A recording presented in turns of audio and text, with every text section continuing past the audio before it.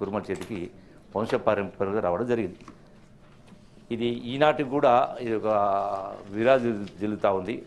అధ్యక్ష, గౌరవ సభ్యులు మాట్లాడిన దానిలో ఈ యొక్క వృత్తికి సంబంధించినటువంటి ఒగ్గు కళాకారులకు ఫెడరేషన్ ఉందా అని అడిగారు. ఫెడరేషన్ అనేటువంటి ఏర్పాటు ఆలోచన లేదు. ఎందుకంటే అధ్యక్ష, ఈ కళలలో చాలా కళారూపాలు ఉన్నాయి. ఇప్పుడు ఈ చెప్పిన ప్రకారమే సుమారుగా 64 కళలు. ఒక్కొక్క కళారూపానికి ఒక్కొక్క ఫెడరేషన్ అనేది సాధ్యం కూడా కాదు వాస్తవంగా. రెండవది ఫెడరేషన్స్ మనం చాలా చూసినాం, చాలా ఫెడరేషన్స్ ఉన్నాయి. రకరకాల ఫెడరేషన్స్ గత ప్రభుత్వాలు చాలా ఇచ్చినాయి. ఆ ఫెడరేషన్స్ అన్నీ కూడా వాస్తవంగా నామమాత్రానికి ఉన్నాయి తప్ప ఒక పొలిటికల్ రిహాబిలిటేషన్ పర్పస్ తప్ప యాక్చువల్ మనకు దానివల్ల ఎక్కువ ఒరిగింది కూడా అంతగా లేదు. సో ఇప్పుడు దీనికి సంబంధించి మాత్రం అటువంటి ప్రతిపాదన అనేది లేదు అధ్యక్ష. అట్లాగే అయితే ఈ యొక్క ఒగ్గు కళాకారులకు సంబంధించిన పెన్షన్లకు సంబంధించి ఓవరాల్ స్టేట్లో అన్ని కళారూపాలకు కలిపి 3,219 మందికి పెన్షన్స్ 3,016 రూపాయల చొప్పున ఇస్తా ఉన్నాం. ఇందులో 1,500 ఖాళీలు ఉన్నవి. ఇప్పటికే సుమారుగా 47 ఒగ్గు కళాకారులకు ఇట్లా పెన్షన్ ఉంది. ఇంకా అర్హత ఉన్నటువంటి వాళ్లకు జిల్లా కలెక్టర్ ద్వారా తెప్పించి వాళ్ళకు పెన్షన్స్ కూడా ఇప్పించేటువంటి ఏర్పాటు చేయడం జరుగుతుంది అధ్యక్ష. సో జనరల్గా ఈ యొక్క ప్రభుత్వం కళాకారులకు సంబంధించి కళారూపాలకు సంబంధించి పెద్ద ఎత్తున ఈ ప్రభుత్వం అందరినీ కూడా హక్కును చేసుకునే ప్రయత్నం చేస్తూ ఉంది. ఈ యొక్క సాహితీవేత్తలకు గౌరవం ఇస్తూ ఉంది. ప్రజాయుద్ధ గద్దర్ జయంతిని అధికారికంగా నిర్వహిస్తూ ఉన్నాం. పద్మశ్రీ పురస్కారం పొందినటువంటి 6 కళాకారులకు సాహితీమూర్తులకు ఒక్కొక్కరికి 20 లక్షల రూపాయల చొప్పున ఆర్థిక సహాయం కూడా అందించడం జరిగింది. అట్లాగే పద్మశ్రీ పురస్కారం పొందినటువంటి అర్హులైన ఇద్దరికి 25,000 చొప్పున ప్రత్యేక పెన్షన్ కూడా మంజూరు చేయడం జరిగింది. అట్లాగే బలగన్ సినిమాతో ప్రసిద్ధిగాంచినటువంటి ఈ కొమరమ్మకు 10,000 రూపాయల ప్రత్యేక పెన్షన్ అందిస్తూ ఉన్నాం. అంటే కళాకారులను కూడా ఈ ప్రభుత్వం వాళ్ళకు అన్ని రంగాల వాళ్లకు చేయూతనిచ్చేటువంటి కార్యక్రమం జరుగుతూ ఉంది. అదే పద్ధతిలో ఒగ్గు కళాకారులు కూడా అన్ని రకాల ఎంత వీలైతే సహాయం చేసే కార్యక్రమం జరుగుతుంది అధ్యక్ష. గౌరవ సభ్యులు మలేషియా అధ్యక్ష, మంత్రి గారే చెప్తున్నారు ఇన్ని అద్భుతాలు ఉన్నాయి, ఇన్ని కళలు ఉన్నాయి. శివుని డమరుకంతో వీళ్ళు చేసే వృత్తి. నేను ఒక్కటే అడుగుతున్నా, ఈ సాంస్కృతిక విభాగం ఏర్పాటు చేసి గతంలో చైర్మన్ కూడా చేసి ఒక 400 మంది మెంబర్లను చేసిండ్రు.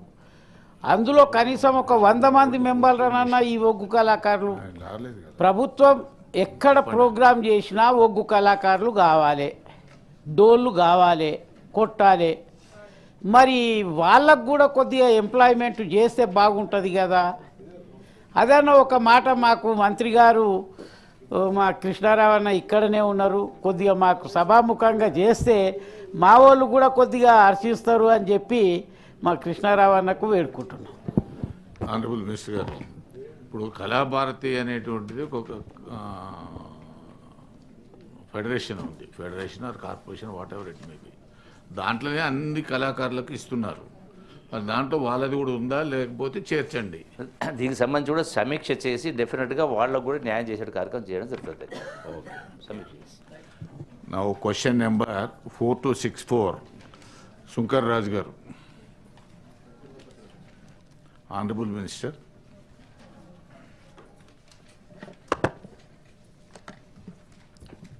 అధ్యక్ష సార్, మొదటి ప్రశ్న ఫోర్త్ సిటీకి సంబంధించి లేదండి. అయితే ఎక్కడ ఈ సిటీని ప్రతిపాదించడం అయిందని ఎప్పుడైతే లేదో అది ప్రశ్న ఉత్పన్నమే కాదు. సి ప్రశ్న కూడా సమాధానం ఈ ప్రశ్న ఉత్పన్నం కాదు. డి ప్రశ్నకు కూడా సమాధానం ఉత్పన్నం కాదు. అదేవిధంగా ఈ ప్రశ్నకు కూడా FG కూడా. సార్ అధ్యక్ష, ఇది వారు అడిగే అంశం విషయంలో మేము అర్థం చేసుకున్నది ఏంటంటే ఫ్యూచర్ సిటీ గురించి అడుగుతున్నారని అర్థం చేసుకుంటున్నాం. ఫ్యూచర్ సిటీకి సంబంధించి వారి ప్రశ్నకు సంబంధించి ఈరోజు ద కాన్సెప్ట్ ఆ ఫ్యూచర్ సిటీకి సంబంధించిన కాన్సెప్ట్కి సంబంధించిన అంశం అధ్యక్ష, ఇది ర్యాపిడ్ అర్బనైజేషన్ జరుగుతూ ఉంది. రాజీవ్ గాంధీ ఇంటర్నేషనల్ ఎయిర్పోర్ట్ శంషాబాద్కు సంబంధించి వాటి పరిసరాల ప్రాంతంలో దగ్గరలో ఉన్న ఓఆర్ఆర్ దగ్గర నుంచి ప్రాథమికంగా అక్కడ పరిశ్రమల రంగానికి సంబంధించి కానీ ఇతర రంగాలకు సంబంధించి కానీ లేకుంటే అర్బనైజేషన్ పెద్ద ఎత్తున జరుగుతూ ఉన్న సందర్భంలో ఈ గ్రోత్ని ఏ విధంగా సస్టైనబుల్ గ్రోత్ మోడల్గా తీసుకెళ్లాలనే ప్రధానమైన అంశంతో ఒక special area development authority future city development అథారిటీని కాన్స్టిట్యూట్ చేయడం జరిగింది. చెప్పిన తర్వాత దీనిలో భాగంగానే 56 రెవెన్యూ విలేజెస్ 7 మండలాలకు సంబంధించి రంగారెడ్డి జిల్లాకు సంబంధించి 770 స్క్వేర్ కిలోమీటర్స్ సంబంధించి ఈ విధంగా ఈ ఫ్యూచర్ సిటీని కాన్సెప్ట్ చేయడం జరిగింది అధ్యక్ష. దీన్ని మరి అన్ని అంగుళాలతో డెవలప్ చేయాలనే ఒక ప్రతిపాదనతో ఫ్యూచర్ సిటీ డెవలప్మెంట్ అథారిటీని కూడా కాన్స్టిట్యూట్ చేసి ముందుకు నడుస్తూ ఉన్నాం అధ్యక్ష. దానివల్ల మరి గౌరవ సభ్యులకు తెలియజేసేది ఏంటంటే ఒక సిస్టమాటిక్ ఆర్గనైజ్డ్ గ్రోత్ కావాలని స్పెషల్ డెవలప్మెంట్ అథారిటీ ద్వారా రాబోయే కాలంలో మాస్టర్ ప్లాన్స్ను కూడా డెవలప్ చేసుకొని కేర్ఫుల్గా ఒక ప్లాంట్ సిటీని డెవలప్ చేయాలనే ఉద్దేశంతో ఇష్టారాజ్యంగా అడ్డగోలుగా మనం చూస్తూ ఉన్నాం అధ్యక్ష. గ్రామీణ ప్రాంతంలో ఒక ప్రణాళికబద్ధమైన కార్యాచరణ జనరలీ జరగదు. ఎందుకంటే వారికి ఉన్న రూల్స్కి సంబంధించి ప్రొసీజర్స్కి సంబంధించి జరగకపోతా ఉన్న సందర్భంలో హైదరాబాదు, సికింద్రాబాదు, సైబరాబాదు దాని తదుపరి వచ్చే కొత్త సిటీ నిర్మాణం జరగాలని ఆలోచన చేసి గౌరవ ముఖ్యమంత్రి గారు రాబోయే కాలంలో హైదరాబాద్ ఒక తలమానికంగా ఉండాలని ఈరోజు దేశంలోనే కాదు ప్రపంచ దేశాల్లో కూడా రాబోయే కాలంలో హైదరాబాద్ మన రాష్ట్రానికి సంబంధించి ఒక తలమానికంగా ఉండాలని ఒక ప్రతిపాదన చేస్తూ డెవలప్డ్ ప్లాంట్ సిటీగా ఇంతపూర్వకం మనం చూసాం. ఒక ఓన్లీ చండీగఢ్ ఇప్పుడు కూడా ప్రస్తావన తీసుకున్నప్పుడు చండీగఢ్ ఒకటే ప్లాంట్ సిటీ అనుకుంటాం. సో మనం ప్లాంట్ సిటీని ఒక డెవలప్ చేయాలి. దాంట్లో మంచినీటి వనరులు కానీ కాలుష్యం లేని వాతావరణం కానీ ఈరోజు ఇన్ఫ్రాస్ట్రక్చర్కు సంబంధించి ఇటు రోడ్లు కానీ అదేవిధంగా పవర్ ట్రాన్స్మిషన్ కానీ రాబోయే కాలంలో ఒక ప్లాంట్ అనే అంశం విషయంలో ముందుకు తీసుకెళ్తా ఉన్నాం.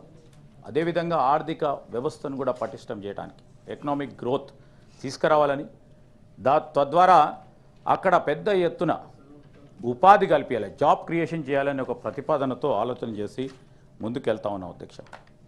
అక్కడికే ఆగకుండా గవర్నెన్స్ విషయంలో కూడా ఈ స్పెషల్ డెవలప్మెంట్ అథారిటీ ద్వారా ఒక బాడీని కాన్స్టిట్యూట్ చేసి ఎఫిషియెంట్గా సమర్థవంతమైన గవర్నెన్స్ పరిపాలన ఇవ్వాలని స్ట్రీమ్లైనింగ్ చేస్తూ ఒక ప్రక్కన అర్బన్ ప్లానింగ్ కానీ అదేవిధంగా ఇన్ఫ్రాస్ట్రక్చర్కి సంబంధించి స్ట్రీమ్లైన్ చేస్తూ ఆ రీజన్ని డెవలప్ చేయాలనే ఒక ప్రయత్నం సందర్భంలో గౌరవ సభ్యుల దృష్టికి కూడా తీసుకొస్తామని అధ్యక్ష. Thank you.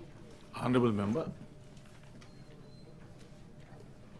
ధన్యవాదాలు అధ్యక్ష. ఫ్యూచర్ సిటీకి సంబంధించి మంత్రివర్యులు ప్రణాళిక ఉంది, ముందుకెళ్తామని చెప్తా ఉన్నారు.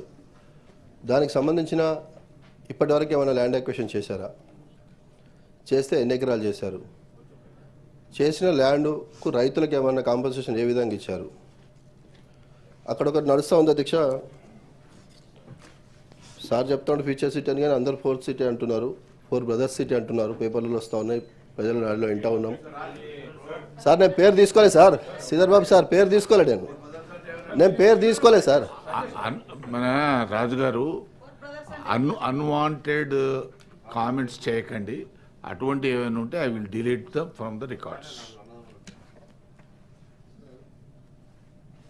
సార్ అసెంబ్లీలో బట్టలిప్పి కొడతా అన్న వాళ్ళకేమో రూల్స్ వర్తించవు, మాకు రూల్స్ వర్తిస్తాయి. ఇది హౌస్ లో మాత్రమే హౌజే అధ్యక్ష. బయట హౌస్ గురించి గౌరవప్రదమైన హోదాలో ఉన్న వాళ్ళు బట్టలు ఊడదీసి కొడతామంటేనేమో అభ్యంతరం ఉండదు అధ్యక్ష. రూల్స్ దానికి అభ్యంతరం ఉండదు అధ్యక్ష.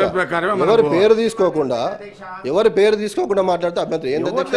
వాడికో చట్టం మాకో చట్టం అధ్యక్ష. చట్టం అధికార పార్టీ వాళ్ళ చుట్టమైందా అధ్యక్ష? ఏంటి అధ్యక్ష ఇది? మీ ప్రశ్న మీద నీ సప్లిమెంటరీ అడుగు కాదు అధ్యక్ష, నాకు మాత్రమే రూల్స్ వర్తిస్తాయి అధ్యక్ష. బట్టలు ఊడ తీసుకోవటం, అది ఉరికించి బయట- కొడతాం, పండబెట్టి బయట అసెంబ్లీలో అన్నారు అధ్యక్ష. మాట్లాడుకోండి. గౌరవ ముఖ్యమంత్రి గారు అవునో అసెంబ్లీలో కాదు. మాట్లాడారు. ఆ అవునో మంత్రి గారు కాదు. అబ్జెక్షన్ చెప్పాలి కదా. I will ఇక్కడ ఉన్న మంత్రులు delete అబ్జెక్షన్ the- చెప్పాలి కదా, ముఖ్యమంత్రి గారు రాజు కూడా మాట్లాడకూడదు అని. ప్రశ్నకు మీరు సప్లిమెంటరీ కాదు సార్, చేస్తారా నాకేనా వేయరా? చట్టం అధికార పార్టీకి మీరు చుట్టమైందా అధ్యక్ష? సప్లిమెంటరీ చేస్తారా వేయరా? సార్ అధ్యక్ష, మీ అనుమతితో తప్పకుండా మాట్లాడతాను అధ్యక్ష, దానికి ఏమి ఇది లేదు. నేను ఏమంటున్నానంటే సరే మాకు ఒక చట్టం వాళ్ళకు చట్టం ఉంది, అంబేద్కర్ గారు అట్లా రాశారు, అధికార పార్టీ ప్రతిపక్ష వాళ్ళు అంటే నేనేం చేయలేను అధ్యక్ష.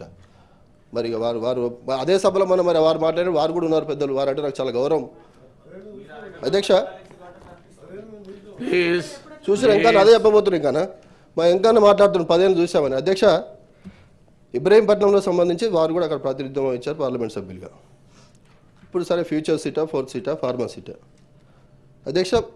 గతంలో మేము ఫార్మాసిటీ కోసం ల్యాండ్ యాక్విజిషన్ చేస్తున్న సందర్భంలో ప్రభుత్వ పెద్దలందరూ కూడా వెంకటన్న కూడా అక్కడ ఎంపీ గారు కాబట్టి ఇక్కడ సార్ నిన్న కూడా చెప్పాను నేను, గౌరవ ముఖ్యమంత్రి గారు కూడా ఇప్పుడున్న రేవంత్ రెడ్డి గారు కూడా ఆ భూములు వాపసు ఇస్తామన్నారు అధ్యక్ష. మరి ఏ అవసరం కోసం ఇప్పుడు ఫ్యూచర్ సిటీ చేస్తూ ఉన్నారు అధ్యక్ష? మేము ప్రభుత్వంగా ఉన్నప్పుడు చాలా దూరదృష్టితో ప్రపంచంలోనే కరోనా వస్తే అధ్యక్ష వ్యాక్సిన్ అందించిన చరిత్ర మనది అధ్యక్ష. కాబట్టి మా ముఖ్యమంత్రి గారు దూరదృష్టితో ఫార్మాసిటీకి ల్యాండ్ అక్విజిషన్ చేశాము అధ్యక్ష. కాంగ్రెస్ నాయకులుగా ఆ రోజు వాళ్ళకి ల్యాండ్ వాపసు ఇచ్చేస్తామని మాట్లాడారు. ఇప్పుడు ఆ ల్యాండ్ ఇస్తున్నారా, లేదా అదే ల్యాండ్ ఫ్యూచర్ సిటీ చేస్తున్నారా, లేదా ఫ్యూచర్ సిటీకి ఇంకా వేరే అక్విజిషన్ చేస్తున్నారా? ఒకటి అధ్యక్ష. ల్యాండ్ అక్విజిషన్కు వ్యతిరేకంగా మాట్లాడిన గత నాయకులు ప్రస్తుత పాలకులు రైతులను ఊచలు లెక్కించి మరీ భూములు తీసుకుంటా ఉన్నారు అధ్యక్ష. మీరు చూశారు, మీరు రైతు నాయకులుగా రైతులంటే మీకు బాగా ప్రేమ మీకు తెలుసు. లగచర్ల ఉదాహరణ మనం తీసుకున్నాం అధ్యక్ష, అక్కడ చూసాము కూడా మనం.